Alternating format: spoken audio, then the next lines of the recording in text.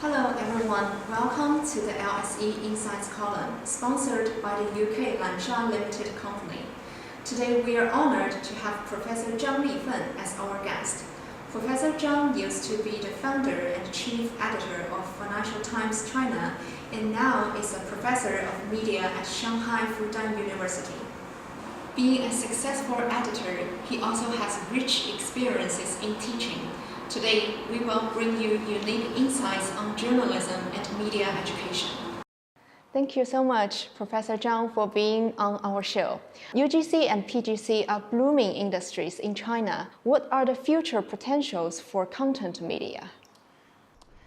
I think the UGC and the PGC, I think as we know it, is the natural ingredients of the digital world. This is something which we have not been experiencing before the digital media came about. So I think in a sense, I think the UGC and the PGC, they are all the natives of this, what we call the digital world or digital reality. So I think we have to embrace it, and also we have to find a way as human beings how UGC and PGC can be actually integrated and put it in better societal use and by us. So I think, I think the digital technology, on the one hand, is extremely exciting. So it gives us the infinite possibilities of create something called content. With the huge volume of content created, how we as human beings can actually find a way and the grammar to utilize them, and also create the new rule of engagements in this particular world. So I think it's very important. I think on the one hand that we should welcome UGC, but on the other hand, we should not overlook the good running of the society and the country and the world, the economy, the politics, the public affairs. We still need to have something called quality information. This is something that we have to have for us as human beings and for society to comprehend what's happening around the world. So I think that the balance is very important. With more and more young potential journalists seeing the limited scope of Chinese news report, how would you like to motivate them to persist in bringing more balanced views to the public? I think you're quite right.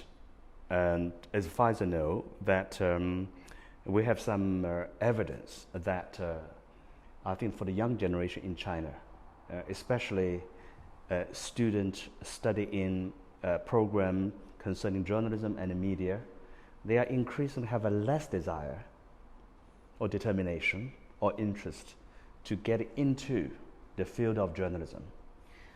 I think this is quite a serious issue. I think it could mean that we lost the whole generation of journalists. There will be a breakdown in terms of for a occupation. Can you imagine suddenly for one period of the time that you don't have any chemists, you don't have any physicists? I think this is actually what's happening in the field of journalism.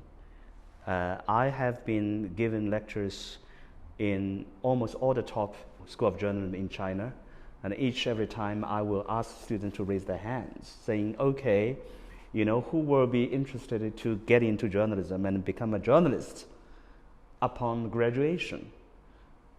Most of the time, the students who raise their hands amount to be 10 to 15%.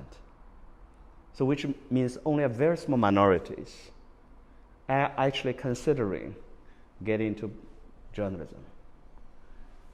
So I think that's the mission of education. As I said, for a good society, I think this is not something which we consider as luxury. It is a must. A good society must have good, open, and accountable media. Otherwise, I think we as human beings, we as citizens, we as the player of the market, we will suffer. So I think in UK or in many other countries, despite the harsh reality of media, you will still find a record number of the brightest graduates who actually want to get into journalism. This is not yet happening in China. I think China hasn't actually found what we have experienced in the West. So I think it is very important to encourage students. We should not give them the disillusion. This is a very easy occupation. This is a occupation that can lend you success. This is a very, very hard occupation. To be a journalist, I think you have to have, not only you have to have the good training, but you also have to have some of the basic understanding about the world, and also you have to be extremely practical, because you have the mission and the responsibility to get information under very difficult circumstances. I still remember when I was a journalist at the BBC, for example, I received the boot camp training of military training, prepare me to go to the war zone.